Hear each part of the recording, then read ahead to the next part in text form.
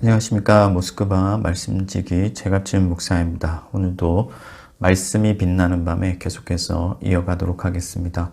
본문 말씀은 마태복음 6장 1절에서 8절까지 말씀입니다. 제가 여러분들에게 읽어드리겠습니다. 사람에게 보이려고 그들 앞에서 너희 의를 행하지 않도록 주의하라. 그리하지 아니하면 하늘에 계신 너희 아버지께 상을 받지 못하느니라. 그러므로 구제할 때에 외식하는 자가 사람에게서 영광을 받으려고 회당과 거리에서 하는 것 같이 너희 앞에 나팔을 불지 말라. 진실로 너희에게 이르노니 그들은 자기 상을 이미 받았느니라. 너는 구제할 때에 오른손이 하는 것을 왼손이 모르게 하여 내 구제함을 은밀하게 하라. 은밀한 중에 보시는 너희 아버지께서 갚으시리라. 또 너희는 기도할 때에 외식하는 자와 같이 하지 말라. 그들은 사람에게 보이려고 회당과 큰 거리 어귀에 서서 기도하기를 좋아하느니라. 내가 진실로 너에게 이르노니 그들은 자기 상을 이미 받았느니라. 너는 기도할 때에 내 골방에 들어가 문을 닫고 은밀한 중에 계신 내 아버지께 기도하라. 은밀한 중에 보시는 내 아버지께서 갚으시리라. 또 기도할 때에 이방인과 같이 중언부언하지 말라. 그들은 말을 많이 하여야 들으실 줄 생각하느니라. 그러므로 그들을 본받지 말라. 구하기 전에 너에게 있어야 할 것을 하나님 너희 아버지께서 아시느니라. 아멘. 예수님은 오늘 본문 말씀에서 사람의 외식에 대해 경고하십니다. 바리새인과 서기관들의 누룩을 조심하라 그렇게 말씀하셨는데 그들의 대표적인 누룩이 바로 외식입니다. 바리새인과 서기관들은 사람에게 보이려고 의를 행했습니다. 그런데 예수님께서는 사람에게 보이려는 의로서는 결단코 하나님의 상급을 얻을 수 없다고 말씀하십니다. 다르게 말하면 이러한 의로서는 하나님 앞에서 인정받을 수가 없고 하나님 나라에 들어갈 수가 없다는 것입니다. 그리고 예수님께서는 우리에게 은밀히 행할 것을 요구하십니다. 우리가 바리새인과 서기관들의 의보다 더 나은 의를 가져야 하는데 그것은 은밀히 행하는 의라고 정의할 수가 있겠습니다. 그렇다면 외식은 무엇이고 은밀한 의는 무엇일까요? 먼저 외식에 대해서 생각해 보겠습니다. 외식의 사전적 의미는 거칠애입니다. 다르게 말하면 꾸며내는 것을 말합니다. 없는데 있는 척 하는 것이고 그렇지 않은데 그런 척 하는 것이죠. 경건하지 않은데 경건한 척 하는 것을 말합니다. 위선이나 허세, 가식 등으로 다르게 바꾸어 말할 수도 있겠습니다. 헬라어의 용법으로 보자면은 외식이라는 단어는 연기하다는 의미가 있습니다. 아닌데 맞는 척 그렇게 흉내를 내는 거예요. 없는데 있는 척 그렇게 연기를 하는 것입니다. 여기서 외식의 핵심이 드러납니다. 그것은 바로 가짜라는 사실입니다. 외식은 진짜가 아닙니다. 외식은 허상입니다. 예수님은 본문에서 아버지라는 말을 반복하고 있는데 이것은 하나님께서 우리에게 원하시는 것은 아버지와 자녀로서의 관계라는 것을 의미합니다. 그런데 외식은 이러한 관계를 좀먹는 주범이에요. 진짜가 아니고 거짓인데 어떻게 진정한 관계를 형성할 수가 있겠습니까? 거기서는 온전한 관계가 형성될 수가 없는 것이죠. 남자친구가 사랑하는 척 연기를 한다고 생각해 보세요. 그러면 그 남자친구와 여자친구와의 관계가 온전해질 수가 있겠습니까? 하나님께서는 거짓을 극도로 싫어하십니다. 하나님은 신실하시고 선하시며 정직하시기 때문에 하나님과의 관계에 있어서 거짓이 끼어들면요, 거기서는 결단코 온전한 관계가 형성될 수 없고 오히려 그 관계에 치명적인 그런 독소가 된다는 것입니다. 예수님께서 외식과 관련하여서 세 가지를 언급하시는데 구제와 기도와 금식입니다. 이 세 가지는 당시 유대교의 가장 기본적인 의무였어요. 그러니까 이것들은 유대인으로서의 정체성, 그러니까 하나님을 섬기는 하나님의 택한 백성으로서의 삶의 표지와도 같았습니다. 그러니까 다르게 말하면 이 세 가지는 하나님과의 관계를 유지하는 핵심적인 도구였다는 거예요. 그런데 이 도구들이 다 가짜라 하는 말씀입니다. 모조품이다. 연기다 하는 것이죠. 그러니 유대인들이 하나님을 섬긴다고 하지만 사실은 하나님과의 관계가 허상인 것이죠. 겉으로는 유대인이지만 진짜 유대인이 아닌 것입니다. 그래서 그들은 기도를 하는데도 중언부언합니다. 의미 없는 말들을 많이 늘어놓는다 하는 것이죠. 하나님은 우리의 아버지이시기 때문에 우리가 무엇을 필요로 하는지를 잘 아시고 그분은 우리에게 있어야 할 것이 무엇인지 그것을 듣고자 하십니다. 그런데 사람들은 이 기도를 가지고 하나님께 나아가는 것이 아니라 사람들에게 보이려고 하기 때문에 이 사람들은 뭔가 자기에게 많은 것을 해주기를 기대하잖아요. 그러니까 사람들이 원하는 방식으로 기도를 사용하는 거예요. 그러나 하나님께는 이것이 너무 의미가 없습니다. 오늘날 교회에도 이런 모습들이 충분히 있습니다. 사람들이 직분에 목을 매거든요. 한국 교회가 특히 좀 그렇습니다. 집사, 장로 그런 그 직분에 대해서 되게 중요하게 생각을 합니다. 하나님께서 직분을 주신 이유가 뭘까요? 교회를 섬기고 또 낮아지고 그래서 하나님의 기쁨이 되기 위해서 또 하나님 나라를 위해서 주신 것이죠. 그런데 사람들이 집사 주지 않으면 교회를 옮겨버립니다. 이유가 뭘까요? 집사 주지 않으면 교회 잘 안 나옵니다. 왜? 이유가 뭘까요? 부끄러워서라고 합니다. 사람들이 보기에 부끄럽다는 거예요. 결국에는 집사를 하려는 목적이 뭘까요? 보이려고 하는 것이죠. 하나님이 주신 귀한 직분을 거칠애로 하고 외식으로 한다는 것입니다. 그러니 교회가 병들 수밖에 없는 것이죠. 어떤 교회에서는 헌금을 많이 하는 사람들 명단을 작성해서 그 순위를 매겨서 발표한다고 해요. 그러면서 그 교회 목사님이 선한 경쟁을 위한 것이라고 말합니다. 말도 안 되는 것이죠. 그 목사님은 인간의 본성을 교묘히 이용하는 것입니다. 사람들은 외식하기를 좋아해요. 다른 사람들에게 드러내기를 원합니다. 그러니 그 경쟁은 선한 경쟁이 아니라 인간적인 그런 죄성에서 비롯된 경쟁이에요. 인간은 교만합니다. 인간은 주목받기를 기대하고 돋보이고 싶어 합니다. 영광의 보좌에는 하나님만 계셔야 되는데 그 자리를 찬탈하려는 욕망을 가지고 있다는 거예요.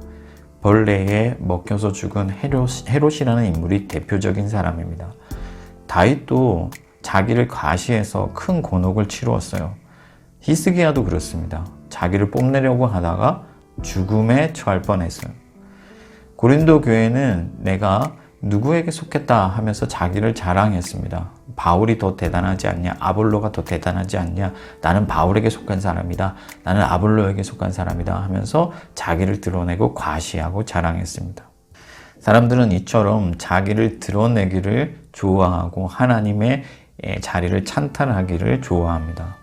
그래서 심지어 하나님께서 우리에게 허락하신 하나님께 영광을 돌려드리기 위하여 주신 이 선한 도구, 거룩한 어떤 형식들조차도 거칠애로 하고 형식적으로 하면서 사람들에게 보이려고 한다는 것입니다. 그래서 바리새인들은 회당에서 기도했습니다. 그리고 어떤 구제를 행할 때 자기가 어떠한 일들을 했는지 크게 떠벌리기를 좋아했어요. 심지어 자기 하인들을 시켜서 그의 공로를 공포하게 만들기도 했습니다. 하나님처럼 빛나고 싶어 합니다. 그러나 우리가 알다시피 인간들은 죄인입니다. 하나님이 없이는 아무것도 아닙니다. 비참합니다. 에덴에 있을 때 사람들은 부끄럽지 않았습니다. 그러나 죄로 타락했고 에덴에서 추방당하여서 부끄러운 존재가 되어버렸습니다. 어떻게 해야 될까요? 무화과 나뭇잎으로 수치를 가리려고 했습니다. 무화과 나뭇잎은 허상입니다. 그런 것으로 인간의 수치를 가릴 수가 없습니다. 오직 예수 그리스도의 의만이 우리의 죄를 가릴 수가 있는 것이죠. 인간들에게 잘 보이려고 인간들의 방법으로 인간의 것을 과시할 때는 그곳에는 아무것도 남지 않습니다. 그냥 공허합니다. 그래서 주님은 우리에게 은밀히 하라고 말씀하십니다. 여기서 은밀하다는 말은 비밀스럽게 사적으로 하라는 말씀입니다. 여기서 역설이 발생하는데 감추면 드러납니다. 비밀인데 분명히 알려집니다. 사적인데 공개적이 됩니다. 왜냐하면 비밀이 행하는 곳에 아무도 그곳에 있을 수 없지만 바로 하나님만은 그 자리에 계시기 때문에 그렇습니다. 하나님은 보이지 아니하시는 영이시니 우리가 보이지 않게 행할 때 그곳에 하나님께서는 더욱 분명하게 임재하시는 것이죠. 그렇다면 이제 우리는 어떻게 해야 될까요? 첫째, 하나님께 정직히 나아가야 합니다. 다르게 말하면 하나님 앞에서 철저히 한 사람의 죄인으로 서야 한다는 거예요. 진정한 겸손으로 나아가야 한다는 것입니다. 우리는 우리의 수치를 가지고 그대로 하나님께 나아가야 돼요. 예수님께서 바리새인과 세리의 기도를 비유로 말씀하신 적이 있는데, 바리새인은 사람들에게 자기를 드러내기 위해서 사람들 군중의 중심에 서서 큰 소리로 기도합니다. 그러나 세리는 엎드려서 기도하죠. 왜일까요? 바로 하나님의 존전에서 자기가 비참한 죄인이라는 것을 인정하고 하나님의 영광 앞에 섰기 때문에 그렇습니다. 이것이 사람 앞에 서는 사람과 하나님 앞에 서는 사람의 차이입니다. 우리가 겸손히 죄인인 것을 고백할 때 그곳에 예수 그리스도께서 계시고 보혈의 은혜를 힘입고 그리스도의 옷으로 의를 입어서 우리가 하나님 앞에 설 수 있고 기도의 응답을 받을 수 있는 것이죠. 둘째는 무엇이 진정한 것인가를 알아야 합니다. 다르게 말하면 사람의 영광은 아무것도 아니라는 것을 인정해야 된다는 것이죠. 예수님은 바리새인과 서기관들이 땅에서 그들의 상을 다 받았다고 말씀하십니다.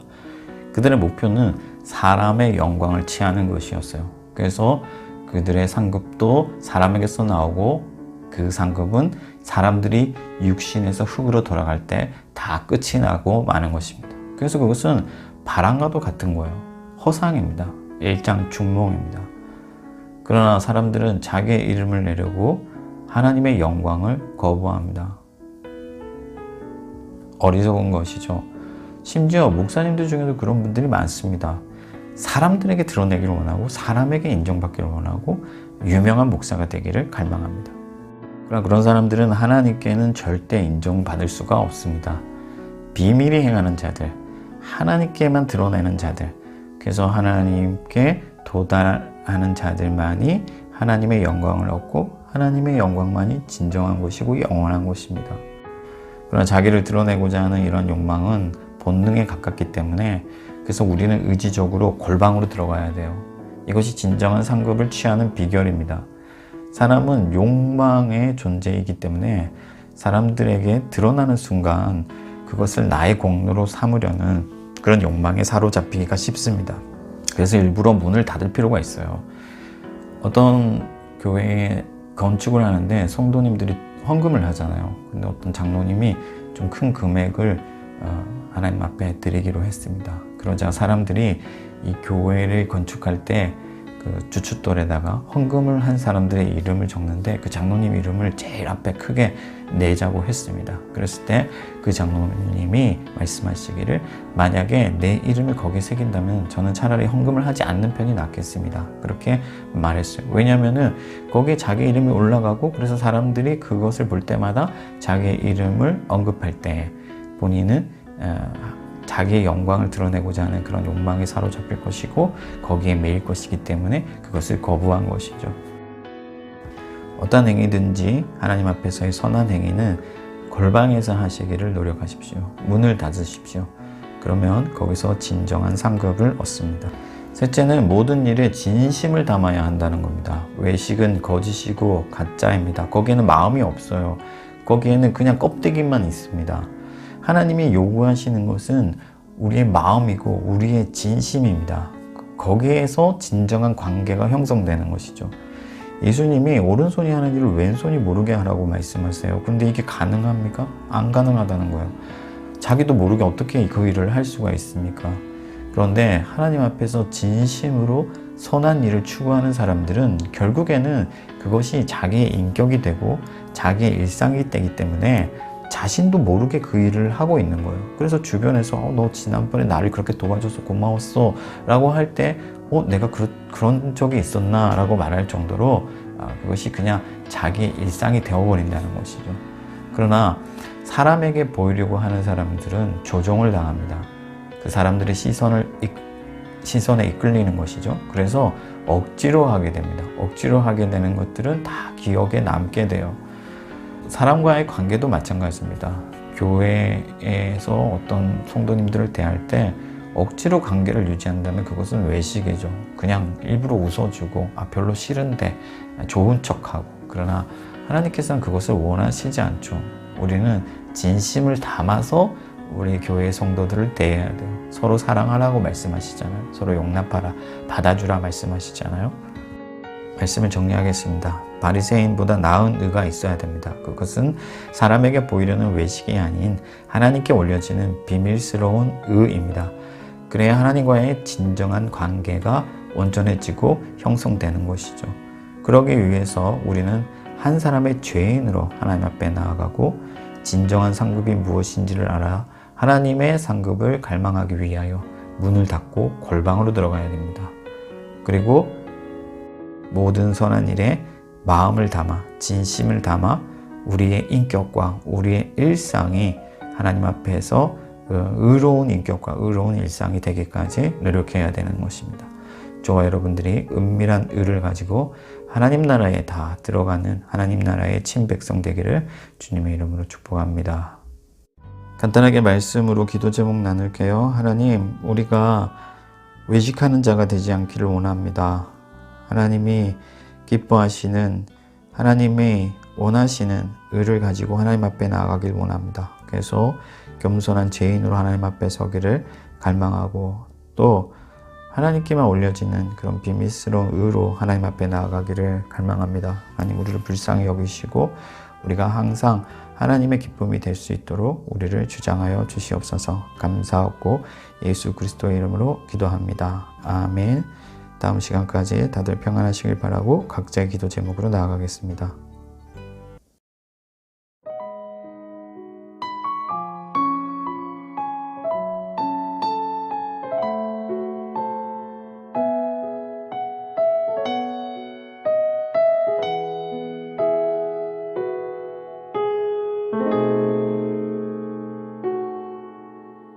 이 세상을 살아가는 동안에 나의 힘을 의지할 수 없으니 기도하고 낙심하지 말 것은 주께서 참 소망이 되심이라. 주의 길을 걸어가는 동안에 세상의 것 의지할 수 없으니 감사하고 낙심하지 말 것은 주께서 참 기쁨이 되심이라.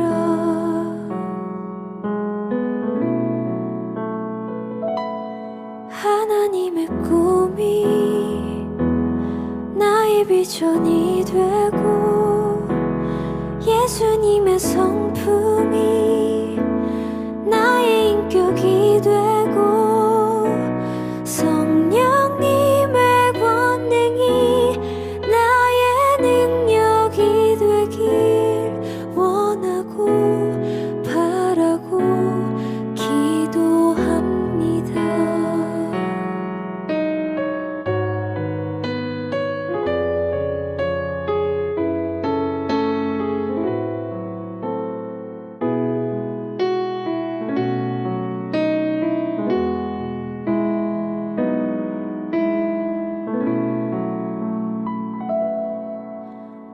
이 세상을 살아가는 동안에 나의 힘을 의지할 수 없으니 기도하고 낙심하지 말 것은 주께서 참 소망이 되심이라. 주의 길을 걸어가는 동안에 세상의 것 의지할 수 없으니 감사하고 낙심하지 말 것은 주께서 참 기쁨이 되심이라. 하나님의 꿈이 비전이 되고 예수님의 성품이 나의 인격이 되고 성령님의 권능이 나의 능력이 되길